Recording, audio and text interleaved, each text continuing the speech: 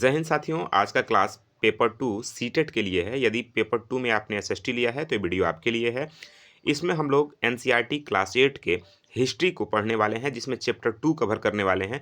इससे पहले हम लोग चैप्टर 1 कवर कर लिए हैं। यदि आपने वो वीडियो नहीं देखा है तो जा कर के देख लीजिए, और वीडियो पसंद आया हो तो कमेंट करके ज़रूर बताइएगा कि वीडियो आपको कैसा लगा। इससे पहले हम लोग क्लास 6 और 7 का हिस्ट्री, ज्योग्राफी और पॉलिटी एनसीईआरटी का कंप्लीट कर लिए हैं। हम उन्हीं प्रश्नों को करते हैं जो संभावित प्रश्न बन सकते हैं सीटेट के लिए। उन्हीं नवीन पैटर्न पे हम लोग क्वेश्चन को करते हैं। आइए बिना देरी किए हुए सेशन को शुरू करते हैं। तो नमस्कार, मेरा नाम विवेक पांडे है और आप हमारे साथ देख रहे हैं टुडे एग्जाम स्टडी का यूट्यूब प्लेटफॉर्म। आइए, पहला प्रश्न है आज का, जो आपके एनसीईआरटी क्लास 8 के हिस्ट्री से लिया गया है। प्रश्न है कि विलय नीति, ठीक है ना, विलय नीति के तहत ब्रिटिश साम्राज्य में मिलाए गए राज्यों का सही कालानुक्रमिक क्रम क्या है। मतलब ये हुआ कि जो विलय नीति हुई थी उसके तहत जो ब्रिटिश साम्राज्य मिलाए गए थे, सबसे पहले कौन मिला था, उसके बाद कौन मिला था, उसके बाद कौन मिला था, ये सही क्रम आपको बताना है। 4 विकल्प आपके सामने हैं और आपको बताना है। देखिए मेरे भाई, ये आपके एनसीईआरटी की किताब से ही लिया गया है, कहीं बाहर से कोई प्रश्न नहीं है। ठीक है, बताइए। चलिए बताते हैं। जो पहला इसका विकल्प है यानी ऑप्शन 1 वो सही है। सबसे पहले सतारा जो 1848 में विलय हुआ, ठीक है ना। उसके बाद संबलपुर जो 1850 में, उसके बाद उदयपुर जो 1852 में, फिर नागपुर जो 1854 में। विलय नीति के तहत सही क्रम यही होने वाला है, ठीक है ना। बाकी जो क्रम है वो गलत है, आप ध्यान रखिएगा। सही विकल्प क्या है? Option number 1।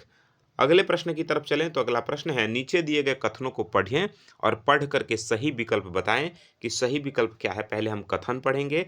कथन कह रहा है कि 1765 में दीवानी मिलने के बाद कंपनी की पुरानी समस्या हल हो गई।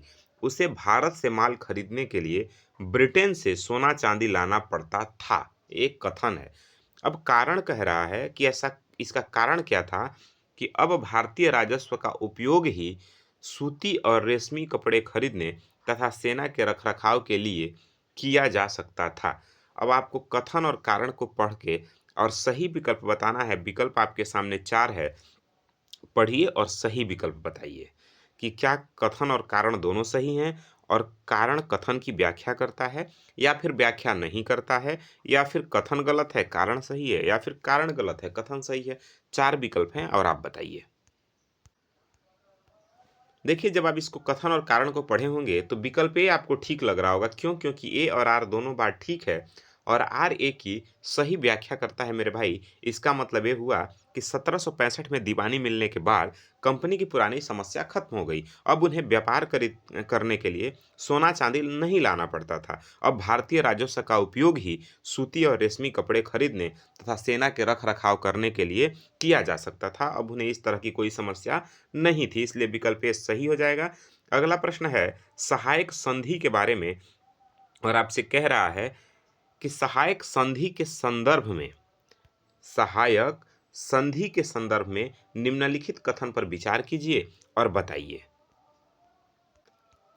पहले कथन पढ़ लीजिए, फिर 4 विकल्प है उसमें सही विकल्प बताइए। पहला कथन कह रहा है कि भारतीय शासकों को अपनी स्वतंत्र सशस्त्र सेना रखने की अनुमति नहीं थी।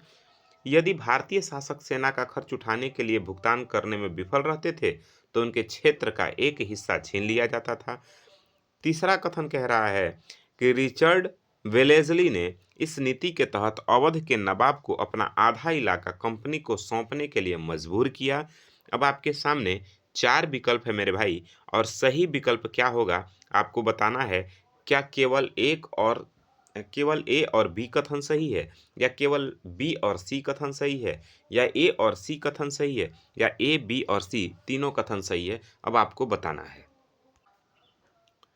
चलिए बताइए। तो देखिए मेरे भाई, जब आप देखेंगे ना तो कथन सभी सही हैं, यानी विकल्प 4 आपका सही हो जाएगा। क्यों? क्योंकि ये बात बिल्कुल ठीक है कि भारतीय शासकों को अपनी स्वतंत्र सेना रखने की इजाज़त नहीं थी। यह भारतीय शासक सेना का खर्च उठाने के लिए यदि विफल रहते थे, तो उनके क्षेत्र का हिस्सा छीन लिया जाता था। ये भी बात बिल्कुल ठीक है और ये भी बात ठीक है कि जो रिचर्ड वेलेज़ली था, वह इस नीति के तहत अवध के नवाब को मजबूर कर दिया था कि अपना आधा इलाका कंपनी को सौंप दें। ठीक है ना? चलिए, अगले प्रश्न की तरफ चलें तो अगला प्रश्न है टीपू सुल्तान के बारे में और आपको बताना है टीपू सुल्तान के बारे में गलत कथन को बताना है। यानी टीपू सुल्तान के संदर्भ में कौन-सा कथन गलत है? गलत कथन को आपको बताना है मेरे भाई। तो पढ़िए कथन, आपके सामने 4 कथन है और इसमें से कौन-सा कथन गलत है, आपको बताना है। पहला कथन कह रहा है कि उन्होंने यानी टीपू सुल्तान ने 1785 में अपनी रियासत के बंदरगाहों से चंदन, काली मिर्च, इलायची के निर्यात को रोक दिया। पहला कथन है। दूसरा कथन है, उन्होंने फ्रांसीसियों की मदद से अपनी सेना का आधुनिकीकरण किया। तीसरा कथन है कि उन्होंने स्थानीय व्यापारियों को अपने कंपनी के साथ व्यापार करने से रोक दिया। और चौथा कथन है कि वे 1792 में चौथे आंग्ल-मैसूर युद्ध में वीर गति को प्राप्त हो गए। कौन-सा कथन गलत है मेरे भाई, आपको बताना है।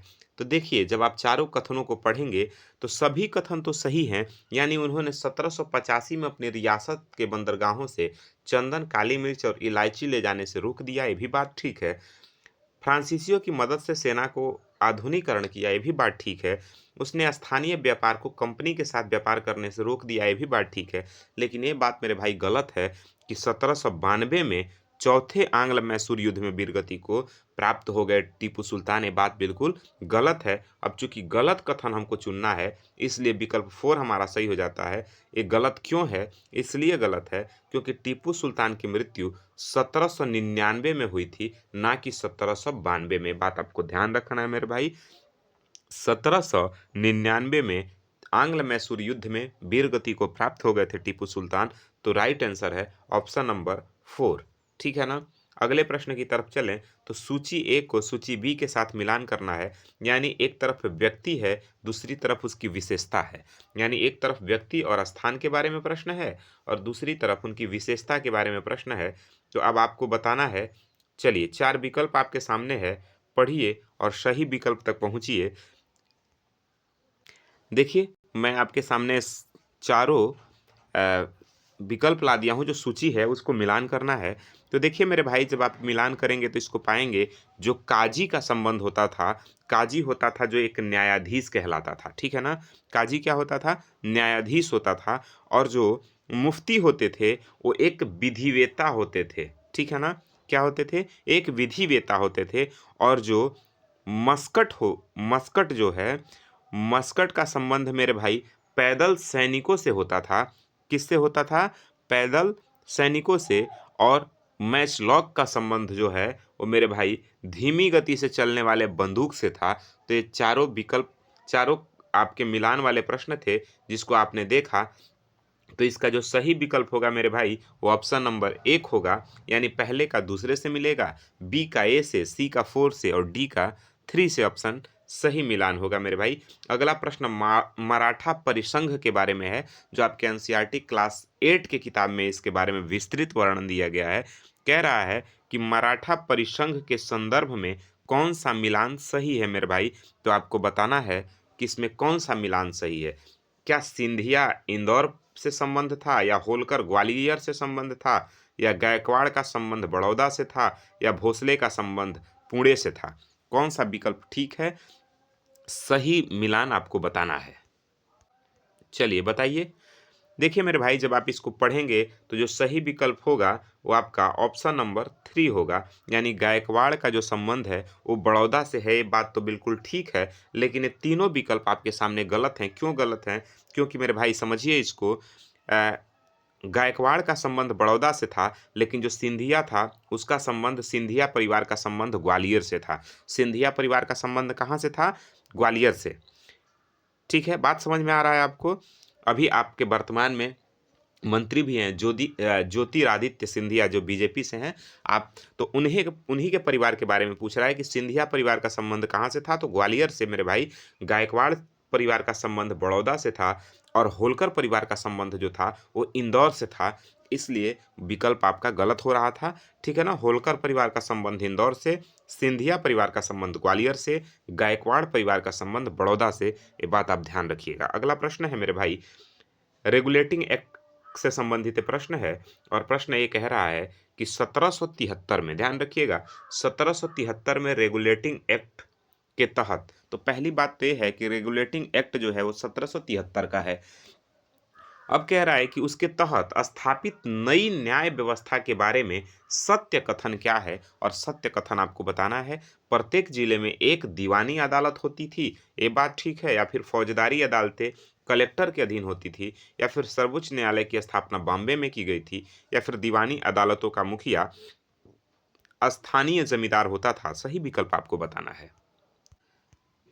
बताइए सही विकल्प क्या होगा? मेरे भाई जब आप इसको पढ़ेंगे, देखेंगे तो आप पाएँगे कि विकल्प बी सही होगा, यानी फौजदारी अदालतें कलेक्टर के अधीन थी, लेकिन काजी और मुफ्ती उन्हें चलाते थे। जो काजी हुआ करते थे और मुफ्ती हुआ करते थे, उन्हें चलाते थे किसको? फौजदारी अदालतों को, लेकिन वो किसके अधीन हुआ करती थी? वो कलेक्टर के अधीन हुआ करती थी। ये बात बिल्कुल ठीक है मेरे भाई, आप ध्यान रखिएगा। चलिए अगले प्रश्न की तरफ चलें, तो अगला प्रश्न कह रहा है कि 1856 में, कब? 1856 में अंग्रेज ने अवध को अपने नियंत्रण में लेने के लिए क्या मुख्य तर्क दिया? 1856 में अंग्रेजों ने अवध को अपने नियंत्रण में यानी कब्जे में लेने के लिए क्या तर्क दिया था, आपको बताना है। तो देखिए आपके सामने ये चार विकल्प है। नवाब का कोई उत्तराधिकारी नहीं था इसलिए वो लेना चाहते थे, या नवाब अंग्रेजों के खिलाफ विद्रोह की योजना बना रहे थे इसलिए, या फिर वे अवध की जनता को कुशासन से मुक्त करना चाहते थे इसलिए, या फिर अवध के पास अधिक सोना था इसलिए। तो मेरे भाई आप सभी जानते थे कि वे अवध की जनता को कुशासन से मुक्त करना चाहते थे, इसलिए वो अवध का जो है अधिकार अपने ऊपर लेना चाहते थे। लेकिन ये मुख्य तर्क उनका था, लेकिन ये बात बिल्कुल ठीक नहीं था। ठीक है ना? तो चूंकि हमारा प्रश्न है कि क्या तर्क उन्होंने, अंग्रेजों ने क्या तर्क दिया, तो तर्क तीसरा सही है, यानी वे अवध की जनता को कुशासन से मुक्त कराना चाहते थे। उन्होंने ये तर्क दिया कि इसलिए मुझे अवध का क्षेत्र चाहिए। ठीक है ना? बात समझ में आ रहा है? अगला प्रश्न है आपके, सर्वोच्चता के नीति के संदर्भ में विचार करें और सही कथन आपको बताना है। कह रहा है कि सर्वोच्चता की जो नीति थी उसके संदर्भ में कौन सा कथन सही है, यानी इसकी शुरुआत लॉर्ड हेस्टिंग्स ने की थी, या इसके अनुसार कंपनी की सत्ता सर्वोच्च थी इसलिए वह किसी भी भारतीय राज्य का अधिग्रहण कर सकती थी, और तीसरा कह रहा है कि रानी चेन्नम्मा ने इस नीति के खिलाफ कित्तूर में सशस्त्र विद्रोह किया था। कौन से कथन सही हैं? चलिए कथन आपने पढ़ लिया, आप सही विकल्प तक आप पहुंचिए और बताइए कि कौन से विकल्प सही हो जाएंगे। तो मेरे भाई जब आप इसको पढ़ेंगे तो आप पाएंगे कि तीनों कथन सही हैं, इसलिए विकल्प 4 हमारा सही हो जाएगा। मतलब कि जो सर्वोच्चता की नीति थी, सर्वोच्चता की नीति की शुरुआत लॉर्ड हेस्टिंग्स ने की थी, ये आपके एनसीईआरटी क्लास 8 के हिस्ट्री में कहा गया है। ठीक है ना? और इस नीति के अनुसार, यानी सर्वोच्चता के नीति के अनुसार, कंपनी की सत्ता सर्वोच्च मानी जाती थी। ठीक है ना? वो किसी भी भारतीय राज्य का अधिग्रहण कर सकती थी। कौन? कंपनी। और तीसरी भी बात सही है कि यानी इसके खिलाफ रानी चेन्नम्मा ने, ठीक है ना, कित्तूर में सशस्त्र विद्रोह किया था। ये भी बात बिल्कुल ठीक है। चलिए अगले प्रश्न की तरफ चलें, तो अगला प्रश्न है औरंगजेब के मृत्यु के बारे में। कह रहा है कि औरंगजेब की मृत्यु 1707 में। तो पहले बात तो आपको यही ध्यान रखना है कि औरंगजेब औरंगजेब की मृत्यु हो जाती है 1707 में। उसके बाद मुगल साम्राज्य पर क्या प्रभाव पड़ा, बताइए। चार विकल्प आपके सामने है और सही विकल्प आपको बताना है मेरे भाई। तो चार विकल्प आप पढ़िए और सही विकल्प बताइए। चलिए बताइए कि दिल्ली और अधिक शक्तिशाली केंद्र बन गई, क्या ये बात बिल्कुल सही है? या फिर विभिन्न प्रांतों के सूबेदारों ने अपनी स्वतंत्र क्षेत्रीय रियासतें स्थापित कर ली, या फिर ईस्ट इंडिया कंपनी ने तुरंत मुगल सिंहासन पर कब्जा कर लिया, या फिर नादिर शाह ने भारत पर आक्रमण करना बंद कर दिया। तो मेरे भाई जब आप इसको पढ़ेंगे ना तो आप पाएंगे कि दिल्ली शक्तिशाली केंद्र नहीं बना, उसके बाद धीरे धीरे समाप्त हो गया, वहीं से समाप्ति की ओर आगे बढ़ने लगा। तुरंत ईस्ट इंडिया कंपनी ने सिंहासन पे कब्जा नहीं किया, ये भी बात बिल्कुल ठीक है। नादिर शाह आक्रमण करना बंद कर दिया, ये भी बात बिल्कुल गलत है। तो सही विकल्प हमारा हो जाता है ऑप्शन नंबर बी, यानी विभिन्न प्रांत स्वतंत्र होने लगे और अपनी स्वतंत्र क्षेत्रीय रियासतें स्थापित करने लगे, ये बात बिल्कुल ठीक है। अगला प्रश्न है कि 18वीं सदी के अंत में कंपनी की सेना में सिपाही संस्कृति के संदर्भ में कौन सा कथन सही है? तो देखिए, अब आपको बताना है कि सिपाही जो होता था वो, उसके बारे में कौन सा कथन सही है। सिपाहियों को केवल तलवारबाजी का प्रशिक्षण दिया जाता था। 4 विकल्प है, आप पढ़िए और सही विकल्प बताइए। चलिए पढ़िए और सही विकल्प बताइए आप कि सही विकल्प क्या होगा। देखिए मेरे भाई, इसका सही विकल्प होगा ऑप्शन नंबर 3, यानी सिपाहियों को यूरोपीय ढंग का प्रशिक्षण और अनुशासन सिखाए जाने लगा, उसे ही सिपाही कहा जाता था। ठीक है ना मेरे भाई? तो ध्यान रखिएगा। अगला प्रश्न है बक्सर के युद्ध के बारे में। कह रहा है कि बक्सर का युद्ध जो 1764 में हुआ, इसके संदर्भ में कौन सा कथन सत्य है? बक्सर के युद्ध के बारे में कौन सा कथन सत्य है? आपके सामने 4 कथन है और आपको बताना है कि सही कथन क्या है। तो देखिए, इस युद्ध में रॉबर्ट क्लाइव और सिराजुद्दौला के बीच हुआ था ये, या फिर यह युद्ध मीर जाफर और मीर जाफर को दोबारा बंगाल का नवाब बनाया गया इस युद्ध के बाद, या फिर इस युद्ध के कारण ही पुर्तगाली भारत छोड़कर चले गए। कौन सा कथन सही है, आप पढ़िए और बताइए। देखिए, इसका जो सही कथन है मेरे भाई, वो विकल्प 2 सही होगा, यानी जो बक्सर का युद्ध था, इसी के बाद, इस युद्ध के बाद मीर जाफर को दोबारा बंगाल का नवाब बनाया गया। ये बात बिल्कुल ठीक है, आप याद रखिएगा। अगला प्रश्न है प्लासी के युद्ध के बारे में जो 1757 में हुआ। ठीक है ना? प्लासी के युद्ध जो 1757 में सिराजुद्दौला की हार का सबसे प्रमुख कारण क्या था? कह रहा है कि जो प्लासी का युद्ध होता है 1757 में, उसमें जो सिराजुद्दौला हार गया, उसका प्रमुख कारण क्या था? बताइए। देखिए, जब आप प्लासी के युद्ध के बारे में पढ़ेंगे तो आप पाएंगे कि जो क्लाइव था, क्लाइव ने सिराजुद्दौला के सेनापति, ठीक है ना, बंगाल का जो नवाब था सिराजुद्दौला, उसके सेनापति को, यानी उसका सेनापति था मीर जाफर, तो सिराजुद्दौला के सेनापति मीर जाफर को रॉबर्ट क्लाइव ने, ठीक है ना, नवाब बनाने का लालच दे दिया था। इसलिए मीर जाफर अपने नवाब यानी सिराजुद्दौला से क्या किया? गद्दारी कर दिया, जिसके कारण रॉबर्ट क्लाइव यह युद्ध जीत गया और सिराजुद्दौला मारा गया। बात समझ में आ रहा है? इसलिए विकल्प सेकंड सही हो जाएगा, यानी दूसरा विकल्प सही होगा, जिसमें क्लाइव ने सिराजुद्दौला के सेनापति मीर जाफर को नवाब बनाने का लालच देकर अपनी ओर मिला लिया, जिसके कारण सिराजुद्दौला मारा गया। यही प्रमुख कारण था सिराजुद्दौला के हार का। ठीक है ना? चलिए, अगला प्रश्न है औपनिवेशिक शासन के दौरान कलेक्टर का मुख्य दायित्व क्या होता था? तो मेरे भाई ध्यान रखिएगा, कलेक्टर का जो मुख्य दायित्व होता था वो राजस्व इकट्ठा करना और जिले में कानून व्यवस्था बनाए रखना, यही कलेक्टर का मुख्य दायित्व होता था।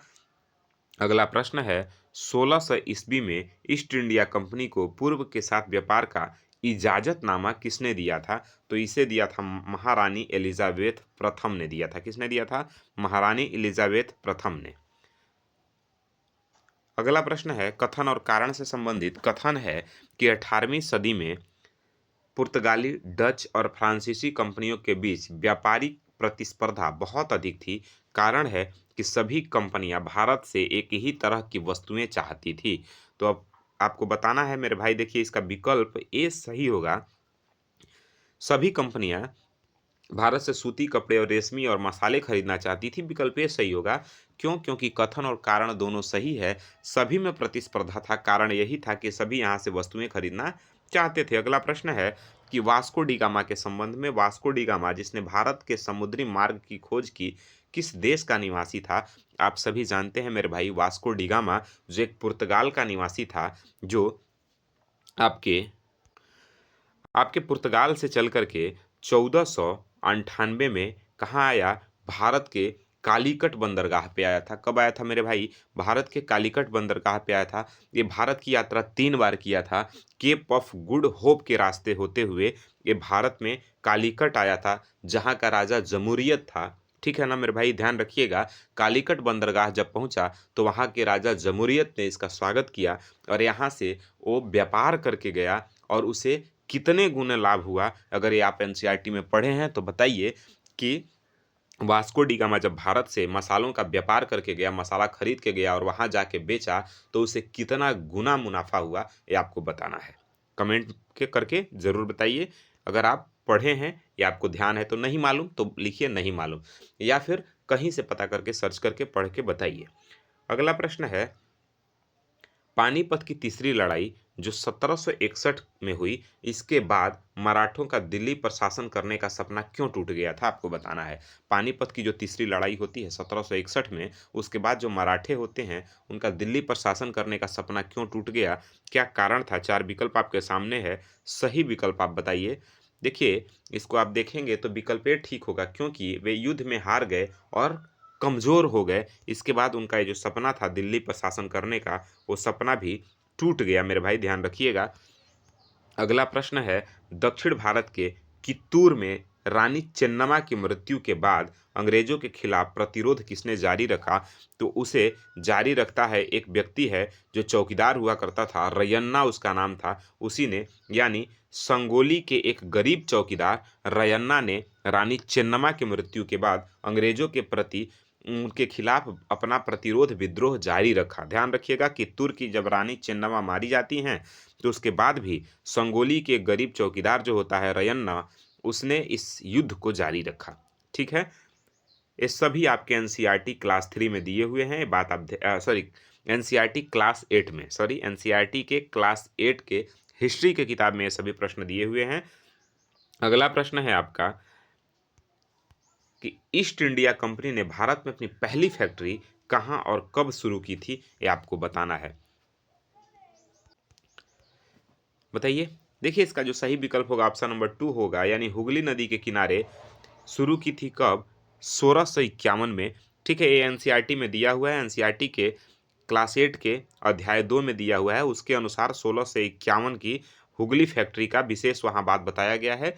ठीक है ना, इसीलिए मैं यहाँ आपके लिए लेके आया हूँ। अगला प्रश्न है, कथन और कारण से संबंधित नीचे दिए गए कथन और कारण को पढ़िए और सही विकल्प का चयन करिए। 1765 में मुगल सम्राट ने ईस्ट इंडिया कंपनी को बंगाल प्रांत का दीवान नियुक्त किया, एक कथन है।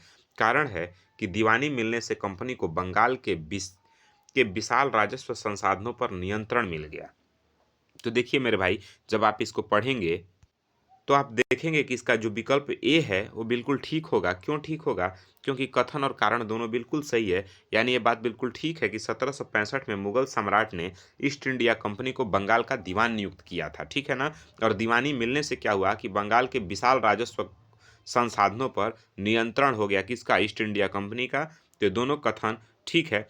ठीक है ना? बात समझ में आ रहा है? देखिए, क्या होता है, बक्सर का जब युद्ध होता है 1764, ठीक है ना, बक्सर के युद्ध 1764 के बाद 1765 में मुगल सम्राट ने कंपनी को बंगाल का दीवान बनाया, जिस इससे कंपनी की सबसे बड़ी समस्या हल हो गई, क्योंकि अब वह भारतीय राजस्व से ही भारतीय वस्तुएं खरीद सकती थी, जिसके लिए पहले उसे ब्रिटेन से क्या करना पड़ता था? सोना चांदी लाना पड़ता था। अब उन्हें ये लाने की आवश्यकता नहीं थी। अगला प्रश्न है कि लॉर्ड डलहौजी के विलय नीति के बारे में कह रहा है कि लॉर्ड डलहौजी की जो विलय नीति थी उसके संदर्भ में कौन सा कथन गलत है, यानी आपको असत्य कथन बताना है मेरे भाई। 4 विकल्प आपके सामने है, इसमें आपको असत्य कथन बताना है। यानी कि लॉर्ड डलहौजी का जो विलय नीति था उसके अनुसार गलत कथन कौन सा है, तो गलत गलत कथन हो जाता है ऑप्शन नंबर 4, यानी इस नीति का मुख्य उद्देश्य केवल भारतीय राजाओं को पेंशन देना था। ये बिल्कुल गलत है। बाकी सभी कथन सही हैं। यानी यदि किसी शासक की मृत्यु बिना पुरुष उत्तराधिकारी के हो जाती थी तो उसकी रियासत कंपनी के भूभाग का हिस्सा बन जाती थी। मतलब ये हुआ कि यदि किसी शासक के यहाँ कोई पुत्र प्राप्त नहीं होता था, कोई उत्तराधिकार नहीं होता था, तो फिर उसकी सारी भूभाग कंपनी के एरिया में, कंपनी में मानी जाती थी, कंपनी का हिस्सा हो जाती थी। ये बात बिल्कुल सही है। इसीलिए अ, आप देखेंगे झांसी की रानी लक्ष्मीबाई, उनसे भी युद्ध होता है। ठीक है ना? अगला प्रश्न है, इस नीति के तहत सबसे पहले सतारा यानी 1848 में सतारा को अधिग्रहण किया। ये भी बात बिल्कुल ठीक है। और झांसी और नागपुर को भी इसी निधि नीति के तहत कंपनी में मिलाया गया। ये भी बात क्या है, बिल्कुल ठीक है। आप जानते हैं विलय नीति का मुख्य उद्देश्य था ब्रिटिश साम्राज्य का विस्तार करना, न कि पेंशन देना। यदि किसी राजा का अपना कोई सगा वारिस यानी लड़का नहीं होता था तो कंपनी उसकी रियासत को अपने कब्जे में ले लेती थी। ये बात बिल्कुल ठीक है। अब आपको ऐतिहासिक युद्ध और उनकी तिथियों को बताना है कि कब कौन से युद्ध होते हैं, उनको सही क्रम में आपको बैठाना है। देखिए, जब आप इसको मिलाएंगे तो आप पाएंगे कि जो प्लासी का युद्ध होता है वो 1757 में होता है, जो बक्सर का युद्ध होता है वो 1764 में होता है, 1799 में मैसूर का चौथा युद्ध टीपू सुल्तान के साथ होता है और हैदर अली की मृत्यु 1782 में होती है। ये बात आपको ध्यान रखना है। चलिए, जब आप इसको देखेंगे तो आप पाएंगे कि देखिए, जब आप इसको देखेंगे तो आप पाएंगे कि मेरे भाई जो प्लासी का युद्ध होता है वो 1757 में होता है, रॉबर्ट क्लाइव और सिराजुद्दौला के बीच। ध्यान से समझिएगा, प्लासी का युद्ध 1757 में रॉबर्ट क्लाइव और सिराजुद्दौला के बीच हुआ, जिसने भारत में ब्रिटिश सत्ता की नींव रखी। और इस प्लासी के युद्ध के हार का कारण जो था वो मीर जाफर था। मीर जाफर कौन था मेरे भाई? तो मीर जाफर सिराजुद्दौला का प्रमुख सेनापति था, जो रॉबर्ट क्लाइव के साथ मिलकर के गद्दारी कर गया और सिराजुद्दौला इसी वजह से हार गया। अगला जो है बक्सर का युद्ध 1764 में होता है। इसने कंपनी को बंगाल का वास्तविक शासक बना दिया, ठीक है ना। यानी इसके बाद कंपनी को बंगाल की सारी जिम्मेदारी मिल गई। अगला प्रश्न है टीपू, अगला देखेंगे आप मिलान, तो टीपू सुल्तान जो है 1799 में श्रीरंगपट्टनम की रक्षा करते करते और इस युद्ध में उनकी मृत्यु हो जाती है। तो ये सभी बात बिल्कुल ठीक है, आप ध्यान रखिएगा। अगला प्रश्न है, ईस्ट इंडिया कंपनी की सेना के संदर्भ में सिपाही शब्द का क्या मतलब होता था? तो सिपाही शब्द का मतलब सिपाही शब्द सिपाही शब्द से निकला था, जिसका मतलब होता था पैदल सैनिक, ठीक है ना। चलिए अगले प्रश्न की तरफ चले, तो अगला प्रश्न है कि किस अधिनियम के तहत भारत यानी कलकत्ता में पहली बार एक नए सर्वोच्च न्यायालय की स्थापना की गई? आपको बताना है कि किस नीति के तहत कलकत्ता में पहली बार एक सर्वोच्च न्यायालय की स्थापना की गई मेरे भाई, तो बताइए। तो जो कलकत्ता में एक सर्वोच्च न्यायालय की स्थापना की जाती है वो आपके किस रेगुलेटिंग एक्ट के तहत की जाती है? विकल्प बी सेकंड सही है। यानी जो 1773 में रेगुलेटिंग एक्ट आया था उसी के तहत भारत के कलकत्ता में सर्वोच्च न्यायालय की स्थापना की जाती है। आपको ये ध्यान रखना है। 1773 में क्या हुआ था मेरे भाई? एक रेगुलेटिंग एक्ट आया था, इसके माध्यम से प्रशासन में सुधार किए गए और कलकत्ता में एक सर्वोच्च न्यायालय की स्थापना की गई। तो ये बात आपको ध्यान रखना है। अगला प्रश्न है, औरंगजेब की मृत्यु के बाद उभरी राजनीतिक स्थिति के संदर्भ में कौन सा कथन सही है? आपके सामने चार कथन है, अब बताना है कि सही कथन कौन सा है मेरे भाई, तो बताइए। देखिए, अगर बात करें सही कथन की तो सही कथन हो जाएगा ऑप्शन नंबर बी, यानी क्षेत्रीय रियासतें ने अपनी ताकत दिखाना शुरू कर दी और वो अपने आप को स्वतंत्र करने लगे। कब? जब औरंगजेब की मृत्यु 1707 में हो जाती है, उसके बाद, ठीक है ना। अगला प्रश्न है कि ईस्ट इंडिया कंपनी को पूर्व से व्यापार करने का इजाजतनामा किसने दिया था? तो अभी आपने पीछे भी पढ़ा होगा, महारानी एलिजाबेथ प्रथम ने ईस्ट इंडिया कंपनी को पूर्व से व्यापार करने का इजाजतनामा दिया। और वो कब दिया? वो दिया मेरे भाई 1600 ईस्वी में। ध्यान रखिएगा, कंपनी को पूर्व से व्यापार करने का एक अधिकार दिया, जिसका मतलब होता था कि इंग्लैंड की कोई और कंपनी वहां व्यापार नहीं कर सकती। बात क्लियर हो रहा है मेरे भाई। अगला प्रश्न है कि पुर्तगाली खोजी यात्री वास्को डिगामा ने, ठीक है ना, वास्को डिगामा ने भारत की समुद्री मार्ग की खोज कब की?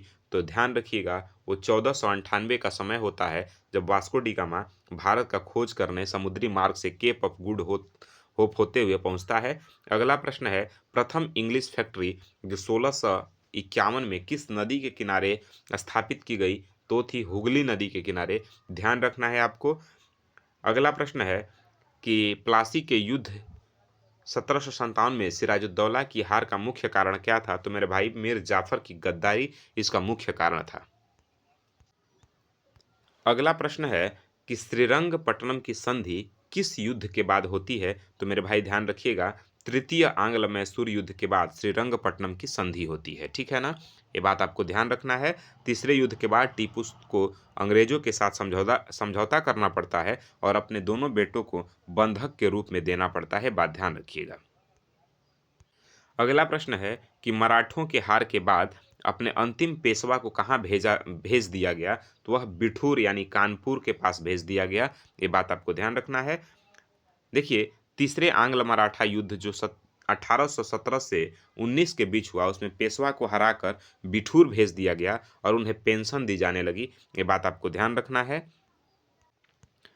अगला प्रश्न है कि वारेन हेस्टिंग द्वारा स्थापित न्याय व्यवस्था में फौजदारी अदालत का मुखिया कौन होता था, तो फौजदारी अदालत का जो मुखिया होता था काजी और मुफ्ती होते थे और वह कलेक्टर के अधीन होता था। ठीक है ना। अगला प्रश्न है वो है मस्कट और मैचलॉक के बारे में कि मस्कट और मैचलॉक क्या थे, तो मेरे भाई ध्यान रखिएगा, यह जो थे ये पैदल सैनिकों द्वारा इस्तेमाल की जाने वाली बंदूकें हुआ करती थी, ये बात आपको ध्यान रखना है। अगला प्रश्न है कि इनमें कौन सा जोड़ा गलत है, तो इसमें जो जोड़ा गलत है वह है ऑप्शन नंबर डी यानी रॉबर्ट क्लाइव का सहायक संधि, ये जोड़ा गलत है, बाकी सभी जोड़े सही हैं। महाराणा रणजीत सिंह का संबंध पंजाब से, हैदर अली का संबंध मैसूर से और नाना साहेब का संबंध कानपुर से था, ये बात सही है। क्योंकि आप ध्यान रखिएगा जो सहायक संधि थी वो लॉर्ड वेलेस्ली ने शुरू की थी, ना कि रॉबर्ट क्लाइव ने, ये बात आपको ध्यान रखना है। ठीक है ना। अगला प्रश्न है 1765 में मुगल सम्राट द्वारा दीवानी मिलने के बाद ईस्ट इंडिया कंपनी को ब्रिटेन से सोना लाने की आवश्यकता नहीं थी, कारण है कि अब भारतीय राजस्व का उपयोग ही सूती और रेशमी कपड़े खरीदने तथा सेना के रखरखाव के लिए किए जा सकते थे। तो आप देखेंगे तो इसका विकल्प ए सही हो जाएगा, यानी पहला कथन मेरे भाई बिल्कुल सही है। ठीक है ना। अगला प्रश्न है आपको सूची ए का सूची बी के साथ यानी व्यक्ति का उस घटना के साथ मिलान करना है कि किसका संबंध किस घटना से है। तो मेरे भाई जब आप देखेंगे रॉबर्ट क्लाइव का जो संबंध है वो प्लासी के युद्ध से है और लॉर्ड वेलेस्ली का संबंध सहायक नीति से है, और आप देखेंगे तो लॉर्ड डलहौजी का जो संबंध है वो विलय नीति से है, और आपके लॉर्ड हेस्टिंग्स का संबंध सर्वोच्चता की नीति से है। तो ये आप देखेंगे तो इसका जो सही विकल्प होगा वो विकल्प ए बिल्कुल सही होगा। ठीक है ना। अगला प्रश्न है वो है कि मुफ्ती कौन होता था, तो मेरे भाई ध्यान रखिएगा, मुफ्ती जो होता था मुस्लिम समुदाय का एक विधिवेत्ता जो कानूनों की व्याख्या करता था, उसे मुफ्ती कहा जाता था। अगला प्रश्न है कि वारेन हेस्टिंग ने भारत में किस पद का सृजन किया जो आगे चलकर सत्ता का केंद्र बना, तो मेरे भाई था कलेक्टर, जो सत्ता का केंद्र बना और आज भी इसका इस्तेमाल होता है। अगला प्रश्न है प्लासी के युद्ध के बाद अंग्रेजों ने मीर जाफर को नवाब क्यों बनाया, तो मेरे भाई इसलिए बनाया क्योंकि वह कंपनी के हाथों की कठपुतली बनने को तैयार था, इसलिए अंग्रेजों ने उसे यानी मीर जाफर को सिराजुद्दौला के हराने के बाद मीर जाफर को बंगाल का नवाब नियुक्त किया। तो ये थे क्लास 8 के अध्याय 2 यानी चैप्टर 2 से वो सभी महत्वपूर्ण प्रश्न जो सीटेट के लिए संभावित हो सकते हैं, उन सभी प्रश्नों को मैं आपके सामने लाया। ये प्रश्न आपको कैसे लगे, ये वीडियो आपको कैसा लगा, कमेंट करके हमें ज़रूर बताइएगा। अगर आपको किसी प्रश्न का आंसर पता हो तो उसको पहले ही आप कमेंट कर दीजिए, इससे क्या होगा आपको हमेशा के लिए याद रहेगा। बाकी मिलते हैं अगले क्लास में, अगले वीडियो में, तब तक के लिए जय हिंद।